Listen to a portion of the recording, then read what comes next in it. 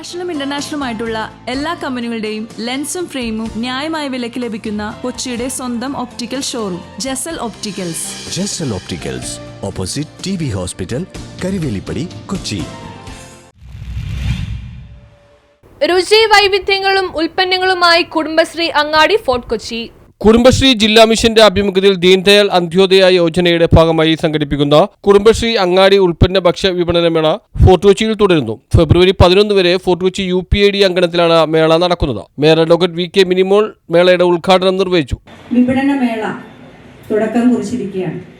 ഇവിടെ നേരത്തെ സൂചിപ്പിച്ചതുപോലെ തന്നെ സാധാരണ നമ്മൾ വിപണന മേള നടത്തേണ്ടത് ഒരു ഫെസ്റ്റിവൽ സീസൺ, ഫോർട്ട് കൊച്ചിയുടെ മാത്രമല്ല കൊച്ചിയുടെ മൊത്തം ഉത്സവം എന്നറിയപ്പെടുന്ന പുതുവത്സര ആഘോഷങ്ങളുടെ ഭാഗമായിട്ടാണ് നടപ്പാക്കേണ്ടത്.